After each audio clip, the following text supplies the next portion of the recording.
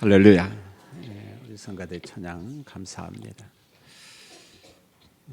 오늘 주제는 이사야 선지자가 본 새하늘과 새 땅. 우리가 계시록을 통해서 새하늘과 새 땅 공부를 많이 했는데 이사야 선지자도 동일한 예언을 합니다. 한번 살펴보려고 합니다. 이사야 선지자가 본 새하늘과 새 땅은 두 가지 의미가 있어요. 우리가 보통 1차 의미, 2차 의미 이렇게 구분을 하는데 1차 의미는 뭐냐면은 장차 바벨론 포로에서 그 귀환한 그 이상세계, 이게 이상적인 예언이죠. 왜 그런 거 하냐면 이사야 선지자가 사역할 때는 주전 한 700년, 한 690년 요 정도 어간에 사역을 합니다. 바벨론 포로 귀환은 주전 한 450년, 그러니까 앞으로 있을 그 200년 후 것을 지금 예고하는 거예요. 200년 후를. 그래서 이사야 선지자가 보니 새하늘과 새 땅의 1차적인 의미는 장차 바벨론 포로에서 언약 백성들이 돌아온다. 그걸 지금 보면서 새하늘과 새 땅 이렇게 보는 관점이 있고, 두 번째 2차 의미는 말 그대로 메시아 통치 시대 완성된 새하늘과 새 땅, 그런 의미가 있는 거죠 보면은. 그래서 이사야 선지자가 본 이 새하늘과 새 땅은 굉장히 좀 길이가 길다는 거죠 보면은요. 바벨론 포로도 염두한 것이고 포로 귀환도, 그 다음에 장차 완성된 하나님의 나라 새하늘과 새 땅, 그것도 지금 포함해서 말씀하고 있습니다. 제가 본문을 선택한 이유가 있는데, 여러분 우리가 배운 것처럼 새하늘과 새 땅은 완성된 하나님의 나라잖아요. 그러므로 완성된 하나님의 나라는 죽음이 없습니다.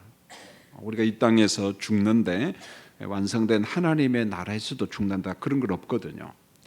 그런데 본문 20절을 보면 새하늘과 새 땅에도 마치 죽음이 있는 것처럼 묘사가 되어 있어요.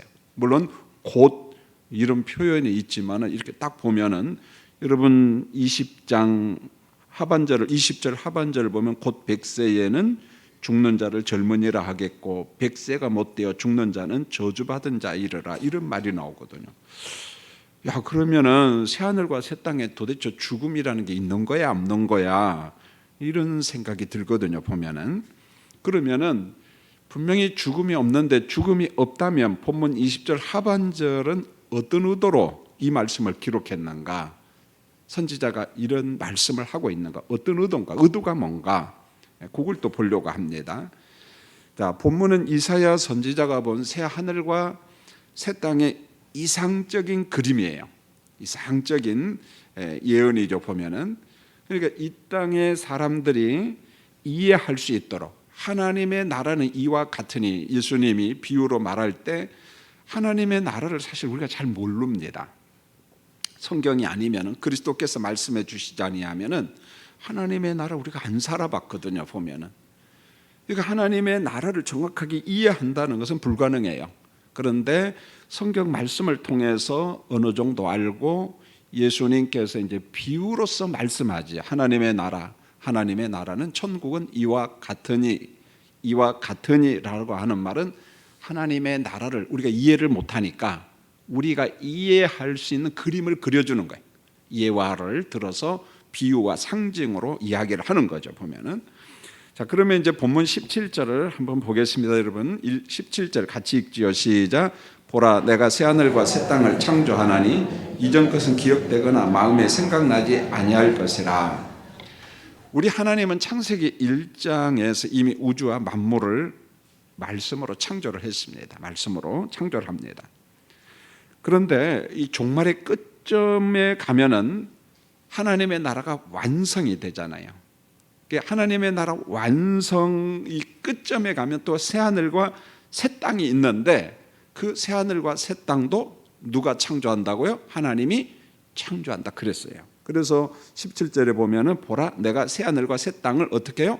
창조하나니. 여러분 개혁파교의 특징은 뭐냐면 집요하리만큼 말씀에 집중하는 겁니다. 말씀이 어떻게 이야기했는가, 그냥 우리가 막 우리 생각을 전하는 게 아니라.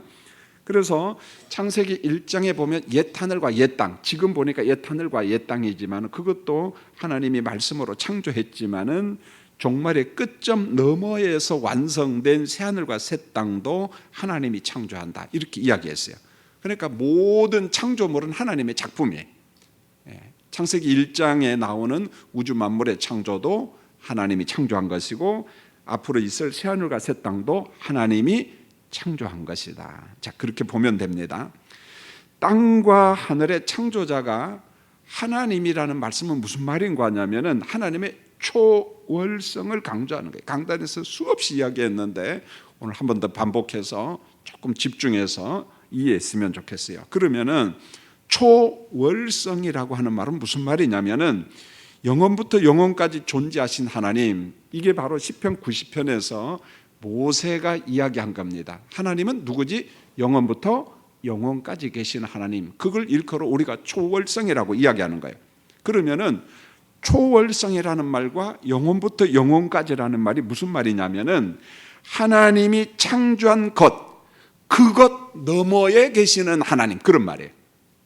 여러분, 이게 굉장히 쉬운 것처럼 보이지만 잘 이해를 해야 돼요. 하나님은 지구만 창조했어요? 우주도 창조했어요. 우주를 창조하고 우주 안에 뭐가 있는 거예요? 지구가 있는 거예요.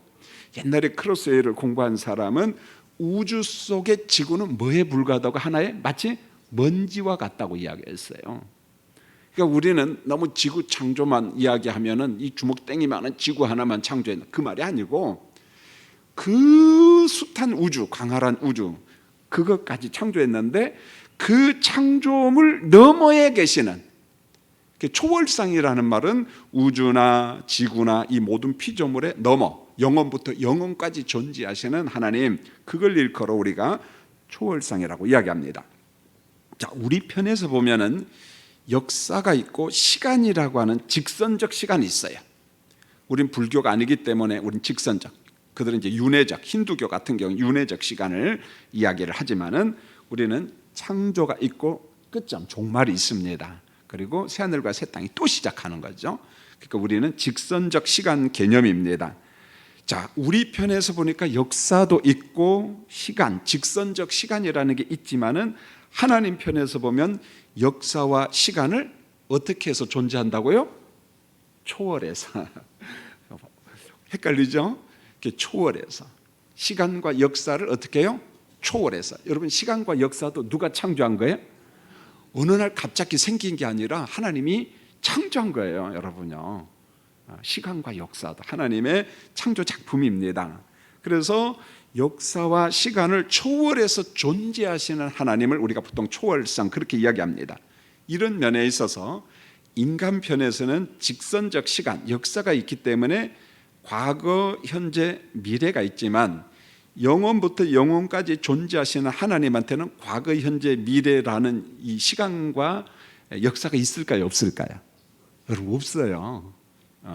그러니까 우리 하나님은 가끔 성경에 천년이 하루 같고 하루가 뭐 같고 이런 표현이 있죠.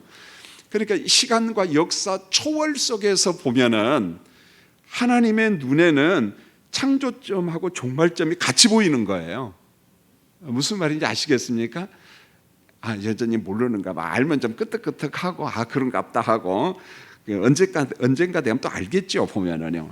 그래서 우리 하나님은 과거, 현재, 미래가 없어요. 영원 속에 계시는 초월자라는 말입니다. 초월성이라고 하는 말은 그저 지구에 넘어서 저기 어딘가에 높은 곳에 계시는 그런 개념이 아니에요, 여러분. 초월성이라고 하는 것은 대단한 거죠, 보면은. 자, 영원 속에 계신 하나님은 초월자입니다. 초월자입니다. 여기까지만 하면은 이신론자들의 주장도 요거 주장해요. 근데 우리는 유일신론, 개혁파 신앙을 가진 사람이거든요. 영원 속에 계시는 하나님의 초월성을 강조하면서 동시에 죄인된 우리에게 찾아오시는 아버지라는 거예요. 우리에게 저 초월 속에 계시는, 영원과 영원 속에 계신 하나님께서 어떻게 우리 인간 속에 어떻게 해요?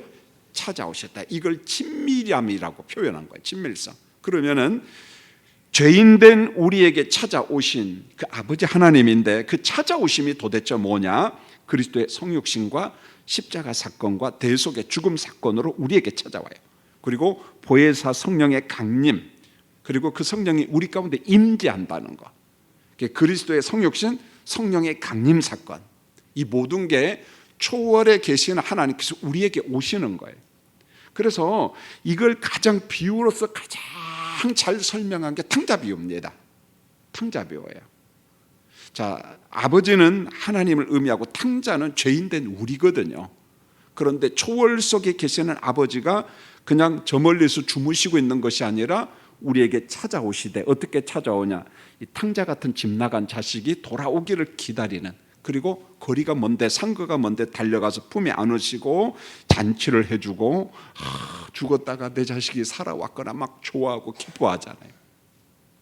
단순히 탕자비유 그렇게 보면 안 되고, 하나님의 존재에 대해서 그 속에서 하나님은 초월자지만은 우리에게 친근하게 다가오시는 친밀하신 하나님으로서 말씀하고 있는 겁니다. 이게 왜 중요하냐면은, 우리는 초월성과 찾아오신, 우리 가운데 임재하신 하나님을 강조하지만 이 신론자들, 자연신론자들은요, 초월성은 우리하고 똑같아요. 하나님은 영혼 속에 영혼부터 영혼까지 계시고 초월에 계십니다. 그런데 그 하나님은 지금 제도와 규칙과 법칙과 공식 모든 것을 만들어 놓고 지금은 저 멀리에서 주무시는 하나님, 그렇게 표현하는 거예요. 우리에게 찾아오는 게 아니라는 거예요.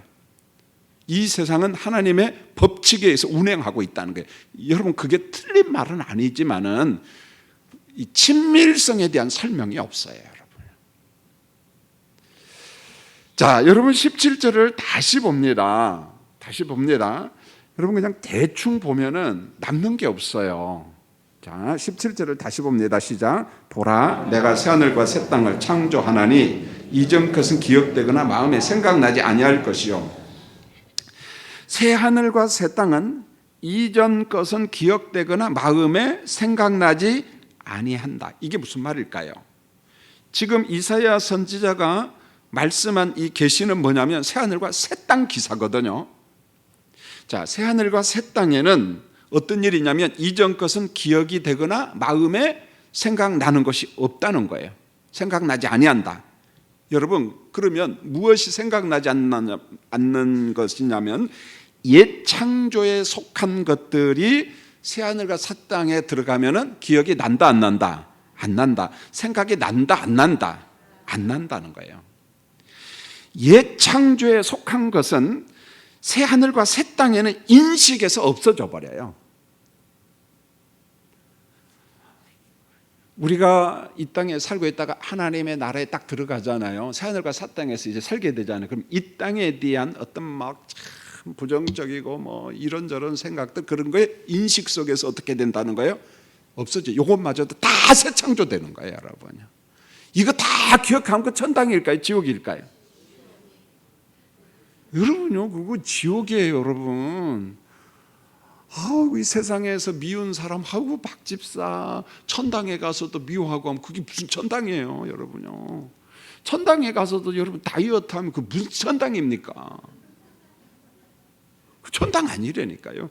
그래서 오늘 이사야 선지자가 새 하늘과 새 땅 새롭게 창조된 것에는 이전 것에 대한 기억이 없고 생각이 없어지는 것은 인식이 새로워진다는 거예요. 인식이. 이게 바로 하나님의 나라입니다, 여러분요. 자, 이 점에서 이제 우리가 공부할 것은 새 하늘과 새 땅에 대한 두 가지 견해가 있어요. 신학자들의 견해입니다. 자, 이게 어떤 게 옳다라고 제가 이야기하고자 하는 건 아니고요. 물론 제 개인적인 주관은 있어요. 그러나 그것을 제가 뭐 여기에서 역설하고 싶지는 않고요. 자, 새 하늘과 새 땅은 뭐냐? 완전한 개조 리모델링이 아니라, 우리가 집을 리모델링 하잖아요. 새 집처럼 꾸미잖아요. 리모델링이 아니라 완전한 새 창조. 그래서 이 지구도 없어지고 우주도 없어지고 태양도 없어지고 달도 없어지고 그 다 없어지고 새 창조. 완전히 새로운 창조. 자, 이렇게 보는 견해도 있습니다. 두 번째는 이렇게 해석을 합니다. 지금의 우주와 지구 상태는 그대로 있지만 우주와 지구의 환경의 새로운 창조. 완전히 옛 것은 없어져 버리는 거예요. 완전 새 것이죠, 보면. 그러나 이 우주와 지구는 그대로 있는 곳으로, 그러나 환경은 완전 새 창조. 자, 이것도 지지를 받고 저것도 지지를 받아요. 자, 이 두 가지는 누구한테 맡기면 되냐면 신학자들한테 맡기면 되는 거예요. 신학자들한테 이게 옳다 저게 옳다 우리 평신도 입장에서는 고집 부릴 필요가 없는 겁니다. 김 목사는 어떤 걸 지지한다 그렇게 견해는 피력할 수 있지만은 이게 옳다 저게 옳다 주장하고 싶지 않아요. 중요한 것은 새 창조라는 거예요. 새 창조. 옛 하늘과 옛 땅은 다 없어지고 그 환경도 전부 다 없어지고 모든 것이 새로운 새 하늘과 새 땅. 그러니까 옛 것에 대한 인식도 없어져 버리는 거예요. 생각도 없어진다는 거죠. 그래서 본문 17절의 말씀과 동일한 말씀이 어디 나오냐면은 요한계시록 21장 1절에 나와요. 혹시 스크린 준비가 됐나요? 요한계시록 21장 1절 읽겠습니다. 시작. 또 내가 새 하늘과 새 땅을 보니 처음 하늘과 처음 땅이 없어졌고 바다도 다시 있자더라. 내가 새 하늘과 새 땅을 보니 옛날에 처음 하늘과 처음 땅이 없어졌고, 사도 요한이 그렇게 지금 계시받아서 말씀을 하고 있는 거예요. 없어졌고 옛 바다도 없어져 버리고. 자, 그 다음에 이제 본문 18절로 19절에 보면은 이런 말씀이 나와요. 자, 여러분 18절 19절 읽겠습니다. 시작. 너희는 내가 창조하는 것으로 말미암아 영원히 기뻐하며 즐거워할지니라. 보라, 내가 예루살렘을 즐거운 성으로 창조하며 그 백성을 기쁨으로 삼고 내가 예루살렘을 즐거워하며 나의 백성을 기뻐하니 우는 소리와 부르짖는 소리가 그 가운데에서 다시는 들리지 아니할 것이며. 여러분 18절에 보면은 하나님이 창조한 새하늘과 새 땅에는 기쁨이 영원히 있어요. 어떤 단회적 기쁨이 아니라 지속성입니다. 그러니까 이 땅의 기쁨과는 질이 전혀 다르죠. 보면은요, 우리의 기쁨은 기뻤다가 기분 나빴다가 막 요동치잖아요. 보면은요, 요동치잖아요. 보면은. 그러나 새 창조된 것은 전혀 그렇지가 않아요. 사람의 인식도 새로운 것. 그렇다면 우리가 지금 이 땅에서 누리는 기쁨과 즐거움과는 질적으로 다른 기쁨, 즐거움, 그런 거예요. 보면은. 그래서 이것을 조금 가시적으로 보여주는 게 요한계시록 14장 2절로 3절에 보니까 검은 고 찬양 소리가 들리고 새 노래가 있고 이런 표현이 나와요. 노래가 나오고, 그리고 이 새하늘과 새 땅은 어떻게 하냐면 예루살렘을 즐거운 성으로 창조한다 그랬어요. 즐거운 성으로. 그러니까 새 예루살렘의 환경은 어떤 환경이냐면 즐거움과 기쁨이 충만하고 그 다음에 지속적인 것입니다. 그래서 본문 18절과 19절을 보충 설명한 것이 어디냐면은 요한계시록 21장 1절로 3절, 이것은 스크린 보고 여러분 같이 한번 읽겠습니다. 시작. 또 내가 새 하늘과 새 땅을 보니 처음 하늘과 처음 땅이 없어졌고 바다도 다시 있지 않더라. 또 내가 보매 거룩한 성 새 예루살렘이 하나님께로부터 하늘에서 내려오니 그 준비한 것이 신부가 남편을 위하여 단장한 것 같더라. 내가 들으니 보좌에서 큰 음성이 나서 이르되 보라, 하나님의 장막이 사람들과 함께 있음에 하나님이 그들과 함께 계시리니 그들은 하나님의 백성이 되고 하나님이 친히 그들과 함께 계셔서. 자, 새 하늘과 새 예루살렘이 어디로부터 내려와요? 하늘로부터 내려와요. 그 새 예루살렘은 옛 땅에 있는 예루살렘과는 본질이 달라요. 전혀 다른 새로운 도성입니다. 자, 옛 땅에 있던 예루살렘 보세요. 자, 역사 속에 있는 예루살렘 보세요. 적의 침공이 있습니다. 약탈이 있습니다. 슬픔과 혐오와 분노와 죽음이 있습니다. 여러분, 지금도 예루살렘에 가면은요, 군인들이 총 메고 있어요. 그 총은 빈 총이 아니라 실탄이 들어있어요. 언제든지 싸울 수 있는. 우리 개념의 국방 그런 개념이 아닙니다. 언제 이상한 일이 생길지 모르니까 그냥 실전이에요. 실전. 그 사람들에게 언제나 내전을 준비하고 전쟁을 준비한다는 거예요. 그러나 하나님이 창조한 새 예루살렘은 거룩한 곳입니다. 어느 정도 거룩하고 어느 정도 아름다운 것이냐, 신부가 남편을 위하여 단장한 것과 같이 아름다운 성. 여러분, 이게 지상 언어거든요. 지상 언어인데 여인이 있어요. 어느 때 가장 아름답게 자기 몸을 가꿀 것 같아요. 여인에게 있어서 결혼식 할 때잖아요. 그걸 지금 말씀하고 있는 거예요. 신부가 남편을 단장한 것 같이, 일종의 이게 직육법이에요. 그러니까 설명이 불가능하다는 거예요. 그런데 설명하자면 어느 정도냐? 신부가 지상에서 남편을 위하여 아름답게 단장한 것보다도 더 아름다운 것, 더 이상 설명이 안 된다는 거죠, 보면. 그래서 요한계시록 21장 4절은 이렇게 말합니다. 우리가 장례식장에서 설교하는데 이게 하나님의 나라의 어떤 뭐라고 할까요? 특징이에요, 특징. 자, 읽겠습니다. 시작. 모든 눈물을 그 눈에서 닦아주시니 다시는 사망이 없고 애통하는 것이나 곡하는 것이나 아픈 것이 다시 있지 아니하리니 처음 것들이 다 지나갔습니다. 여러분, 이 사절을 그대로 보면은 이 땅의 모습이잖아요. 이 땅의 그림. 여러분, 이 땅에 뭐가 있어요? 눈물. 이 땅에 뭐가 있습니까? 육신의 사망. 이 땅에는 애통. 이 땅에는 뭐가 있어요? 곡하는 거. 이 땅에 가장 힘든 게 뭡니까? 아픈 것. 이게 우리에게 참 문제잖아요. 아픈 거. 그런데 이런 것들이 어떻게 한다고? 다시 있지 아니하니 처음 것들은, 옛 하늘과 옛 땅에 있는 것들은 다 어떻게 해요? 다 지나갔어요. 이 정도만 지나간 것이 아니라 인식도 새로워진다는 말로 여러분이 이해를 하면 참 좋아요. 우리 인식이 새로워진다는 거예요. 여러분, 사고체계가 바뀌지 아니하면은 모든 게요, 기쁨, 즐거움, 단회적이에요. 순간적입니다. 이게 어떻게 또 바뀔지 모른다는 거죠. 자, 이제 20절을 이제 드디어 보는데 오늘 말씀 가운데 제일 어려운 부분입니다. 우리가 조금만 집중하면 이해가 돼요. 보면은, 자, 20절 읽겠습니다. 시작. 거기는 날수가 많지 못하여 죽는 어린아이와 수완에 차지 못한 노인이 다시는 없을 것이라. 곧 100세에 죽는 자를 젊은이라 하겠고 100세가 못되어 죽는 자는 저주받은 자이리라. 거기는 그랬어요. 그럼 이 거기가 어디예요? 17절에 나오는 무슨 나라? 새하늘과 새 땅.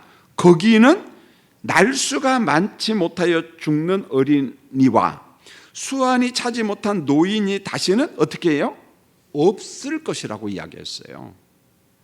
없을 것이라. 옛 땅은 어린아이가 죽어요? 그냥 안 죽고 영원히 살아요?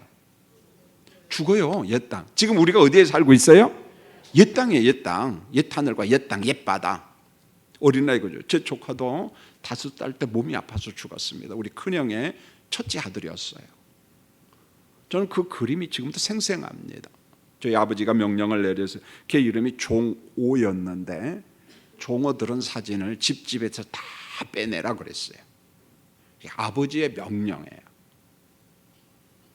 왜 우리 형님하고 형수님이 보면 너무나 그립잖아요. 보면은요. 지금 살았으면은요, 나이가 거의 한 50, 얘가 67년생인가 그러니까 50이 넘잖아요. 보면은요. 몸이 아파서 갑자기 죽은 거예요. 보면 안타깝죠. 자, 그뿐만 아니라 옛 땅에 살고 있는 우리 어른들을 한번 보세요. 자기 수명만큼 살까요? 아니요. 40대 죽기도 하고 50대, 60대 병으로, 교통사고로, 질병으로 일찍 죽어요. 이게 옛 땅의 그림이에요. 옛 땅의 모습이라는 거예요. 그러나 새하늘과 새 땅에는 죽음이 오늘 20절 상반절에 보니까 있다 없다? 없다는 거예요. 죽음 때문에 통곡하는 일이 없습니다. 실제로 이사야 선지자가 예언을 합니다. 25장 8절 여러분 한번 스크린 볼까요? 자, 이사야 25장 8절 같이 읽겠습니다. 시작. 사망을 영원히 멸하실 것이냐. 됐습니다. 사망을 어떻게 해요? 영원히 멸하신다. 사망을 영원히 멸한다는 말은 새하늘과 새 땅에 사망이 있다는 말이 없다는 말이에요. 없다는 말이에요. 사망을 영원히 멸. 천국에는 영생만 있지 영체의 사망이 없어요. 제가 왜 영체라고 쓰냐면은 하나님의 나라는 부활할 때 우리가 신령한 몸으로 부활한다라는 말이 뭘까? 그 몸이 어떻게 생겼는가 제가 잘 모르겠어요. 그래서 제가 영체라고 하는 거예요. 사망이 없다는 거예요. 영체. 사망 자체를 영원히 멸하신다 그랬어요. 그러면 언제 인생들에게 육신의 사망과 영혼의 저주가 들어왔는가? 인간의 대표자인 아담과 하와 죄 때문에요. 여러분 창세기 2장 17절에 보세요. 하나님께서 주신 말씀이 있잖아요. 법이에요. 읽겠습니다. 시작. 선악을 알게 하는 나무의 열매를 먹지 말라. 내가 먹는 날에는 반드시 죽으리라 하시니라. 선악을 알게 하는 규범을 범할 때 어떻게 된다고요? 반드시 죽어요. 여러분, 로마서 6장 23절 죄의 싹은 뭡니까? 사망이에요. 여러분, 육신의 죽음과 영혼의 저주는 어디서부터 시작했냐면 에덴에서부터 시작했다는 거예요. 아담과 하와의 죄로부터 시작됐다는 거예요. 죄의 싹은 사망이에요. 자, 이와 같은 사망, 지옥의 저주를 해결하신 분이 누굽니까? 하나님이에요. 하나님은 예수 그리스도의 성육신과 십자가의 대속 죽음을 통해서 죄 문제를 해결하셔야, 그러면은 죄의 삭선, 사망의 문제, 영혼의 저주의 문제를 어떻게 해결받을 수 있느냐? 예수를 믿고 예수를 영접할 때 우리 영혼이 어떻게 돼요? 건진받아요. 구원받습니다. 예수님의 재림 때도 사망이 완벽하게 정복이 됩니다. 그리스도께서 재림하실 때. 고린도전서 15장 26절 같이 한번 읽겠습니다. 시작. 맨 나중에 멸망받을 원수는 사망이니라. 육신의 죽음도 그리스도께서 재림하실 때에 어떻게 된다고요? 사망 그 자체가 없어져 버려요. 멸망받아.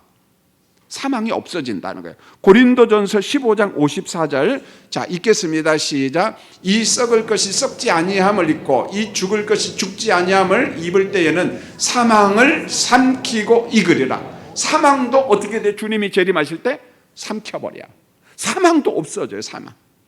지금은 우리가요 사망의 종노릇해요.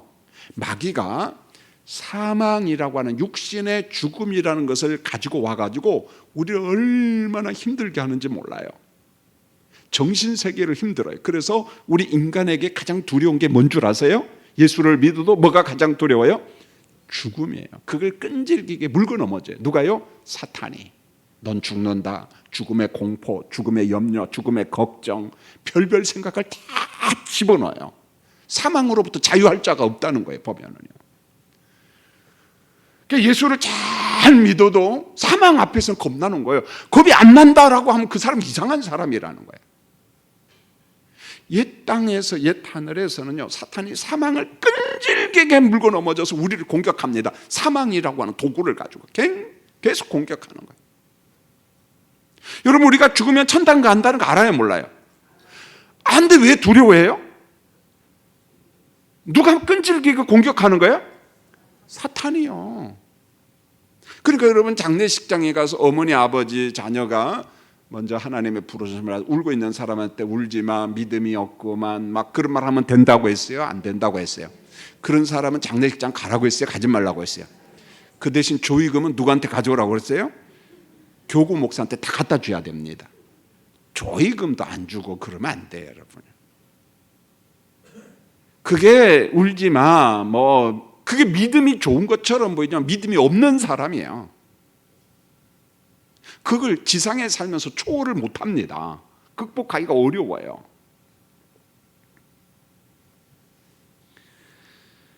자, 문제는 20절 하반절에 보면은 상반절에는 분명히 죽음이 있다 없다. 천당에, 하나님의 나라에는 없어요. 지금 순간 잊어버리는 것도 정상이야. 여러분, 20절 상반절을 보세요. 거기는 날수가 많지 못하여 죽는 어린이와 수완이 차지 못한 노인이 다시는 어때요? 죽음이 있다는 말이에요? 없다는 말이에요? 하늘과 새 땅에 없다는 말이잖아요. 그러면서 곧 이렇게 나와요. 그러니까 이 하반절만 이단 같으면 신천지나 사이비 같은 경우는 전반절 앞에 해석해요? 안 해요? 안 해요. 이사야 58장 해석해요? 안 해요? 안 합니다. 그냥 이것만 딱 뽑아 갖고 와서 막 공격해야 되면 여러분이 그들이 막 공격하면 이길 것 같아요? 못 이길 것 같아요? 100% 못 이기죠. 왜요? 이사야 25장 사망을 영원히 멸한다도 모르고 듣긴 들었어. 근데 기억이 나요? 안 나지. 나면은 천재게, 여러분요. 기억 안 납니다, 여러분요. 이단들이 막 와서 아는 체 할 때요 기억 하나도 안 나요. 거기서 기죽을 필요 없어요. 그래서 우리 이상의 집사님을 제가 교육을 시켰습니다. 신천지하고 한참 분쟁을 하고 열받아가지고 이제는 다시는 안 만난다고 하는데, 목사님 내가 성경을 몰라서. 아니, 집사님만 모르는 게 아니라 다 몰라. 그들이 막 하면 기억이 안 나. 그러면은 이렇게 하면 돼요. 집사님, 여러분이 배우셔야 돼요. 그 신천지든 안상홍파가 봐라, 성경에 보니까 이 무식쟁이 막 그렇게 이야기하면, 아 그래요? 고맙습니다. 그러면 내가 1장 1절부터 마지막 절 읽을 때까지 옆에 기다리세요. 몰라도 괜찮아요. 같이 읽으면 문맥 속에서 그 의미를 찾을 수 있어요, 없어요? 100% 찾아요, 여러분요. 그러면 이 사람이 막 다급해, 막 급해. 그래도 좀 기다려. 한 번 읽으니까 모르겠는데 또 한 번 읽을 테니까 기다려. 그러면은 열받아요. 매사 그분이 찍어서 이야기하는 구절에 전후 문맥만 읽으면 그 의미가 다 나옵니다. 무슨 말인지 아시겠죠? 여러분, 이단들이 꼬집어서 이야기하는 거 여러분이 대적 못해요. 그러나 딱 한 가지 방법만 알면 돼요. 전후 문맥만 읽으면 두 가지 역했어요. 여러분이 의미를 파악해, 저절로. 그 다음에 이 친구가 열받아가지고 갑니다. 왜요? 못 기다리거든요. 무슨 말인지 아시겠죠? 이단 퇴치법은 그들이 이야기하는 본문 전후 좌우를 어떻게 하라? 모르면 몇 번 읽어라? 그래도 모르면 몇 번 읽어라? 3번 읽어라. 그러면 정답이 나와. 그 사이에 이 친구는 열이 나가지고 가요. 그 무식쟁이들입니다. 근데 그 원리를 모르니까 우리가 당하는 거예요.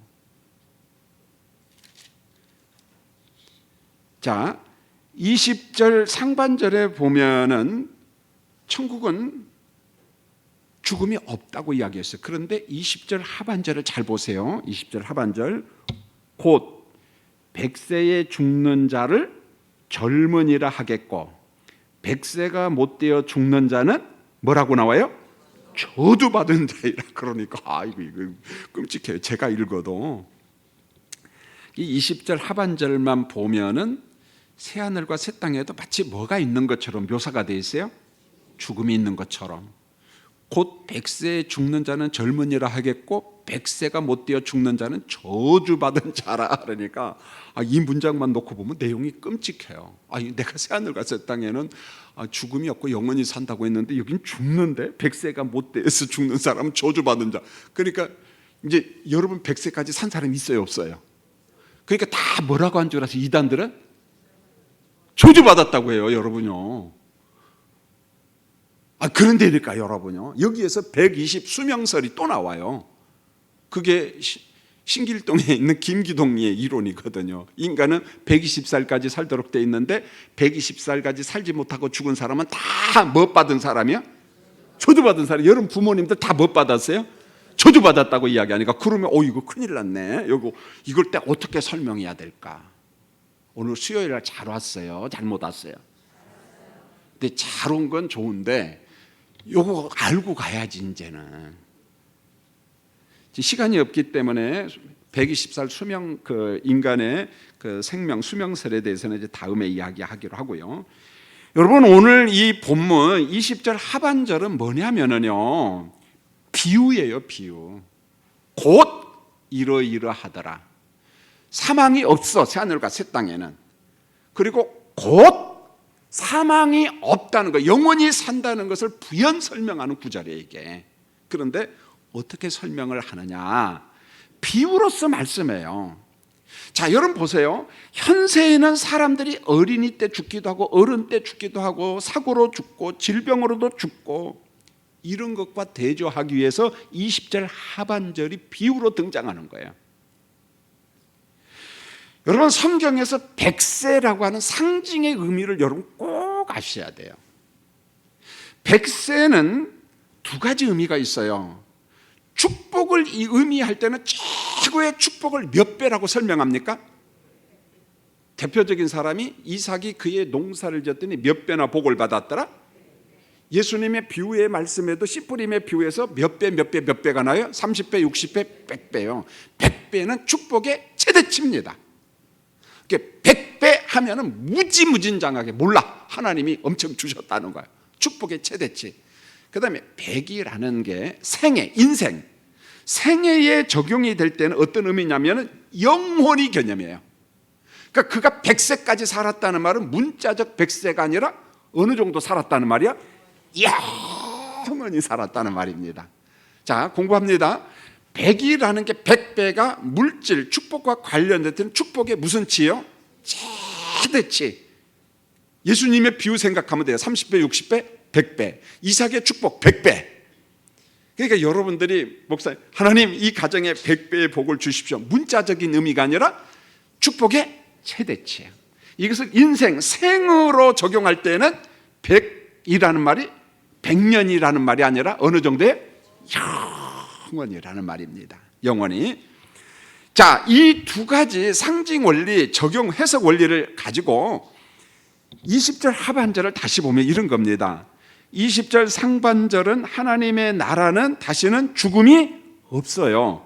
곧 그 다음에 그 영원이라고 하는 생의 최대치를 설명하면서 100세가 곧 100세에 죽는 자는 젊은이라고 하겠고, 이게 무슨 말이냐면은 100세 죽는 자는 젊은이라는 말은 영원히 산다는 비유예요. 지금요. 젊은이들이 100세 이전에 죽는 사람이 있다는 말이 없다는 말이에요. 없다는 말이에요. 역으로 해석해야 돼요. 그 다음에 100세에 못되어 죽는 자는 저주받은 자라고 하는 말은 뭐냐 하면은 100세까지만 살고 죽어서 저주받는다는 그런 개념이 아니고, 무슨 말이냐면 죽지 않고 영원히 100세를 산다, 영원히 산다는 말입니다. 무슨 말인지 아시겠습니까? 또 모르는가 봐요. 예. 나중에 결론 가서 또 이야기를 할 테니까요. 그래도 8시 반까지는 마쳐야죠. 아무리 설교를 재미있게 해도, 은혜롭게 해도 시간 넘어가면은 재미가 있어요, 없어요? 없거든요. 시계 보거든요. 지금 배도 고픈데, 아이 목사님 지금 빨리 좀 끝내지 지금. 그러므로 20절 하반절은 새하늘과 새 땅에 죽는 일이 없어요. 20절 상반절이 맞아요.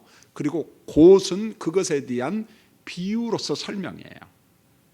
비유로서 설명. 그래서 옛 하늘과 옛 땅에는 100세도 못 살고 죽어요.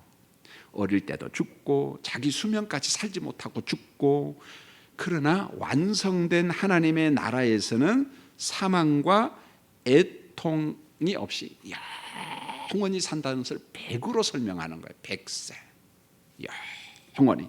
여러분 100세까지 살기를 원합니다. 그러면 무슨 말입니까? 영원히 어디 들어가라는 말이에요? 천당에 가가지고 영원히 살아간다. 성경 전체 속에서 해석해도 천국에는 사망과 죽음이 있어요, 없어요? 없어요. 성경 전체 속에서 해석을 해도. 그 다음에 이제 본문 21절로 25절은 이상적인 새하늘과 새 땅에 대한 묘사인데, 이것도 지상의 그림으로 설명합니다. 천상의 실제를 지상의 그림으로 설명을 하는데, 천국의 실제함이 어느 정도인가, 이것도 비유로서 이제 이야기를 하는데, 여러분 21절과 23절 비유니까 이것은 실제하는 것이 아니다. 그렇게 하면 큰일 납니다, 여러분요. 아니에요, 여러분요. 실제예요. 천국의 실제함. 자, 21절과 23절까지 읽겠습니다. 시작. 그들이 가옥을 건축하고 그 안에 살겠고 포도나무를 심고 열매를 먹을 것이며, 그들이 건축한 데에 타인이 살지 아니할 것이며, 그들이 심은 것을 타인이 먹지 아니하리니, 이는 내 백성의 수완이 나무의 수완과 같겠고 내가 택한 자가 그 손으로 일한 것을 같이 누릴 것이며, 그들의 수고가 헛되지 않겠고 그들이 생산하는 것이 재난을 당하지 아니하리니, 그들은 여호와의 복된 자의 자손이여 그들의 후손도 그들과 같을 것입니다. 언젠가 우리 장로님 반에서 천국은 실제 생활이 있을까요, 없을까 하니까 우리 장로님 한번 있습니다. 있어요, 여러분요. 여러분, 우리가 천국은 그저 맨날 그냥 먹고 놀고 그런다면, 맨날 먹고 놀고 일도 안 하고 그러면 그 천당일까요, 지옥일까요?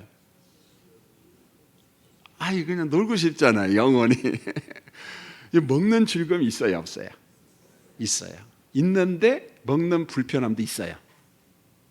조금 전에 이야기했잖아요. 가장 콜레스테롤, 혈압도 올라가고 고지혈증, 그러니까 이거 먹어도 열받아요, 안 받아요? 스트레스. 먹다가 어떻게 해요?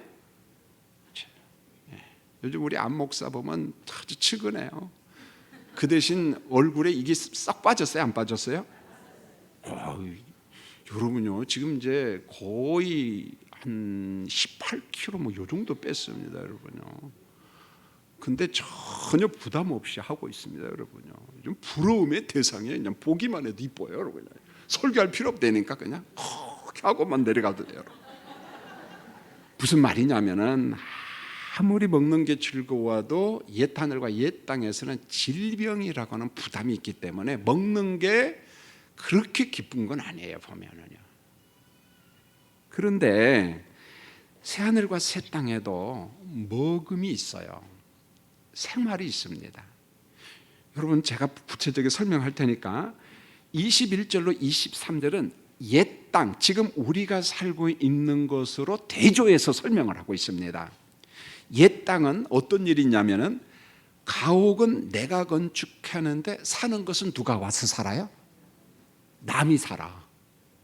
그래요, 안 그래요? 그렇다니까. 농사는 내가 졌는데 먹는 건 누가 먹어요?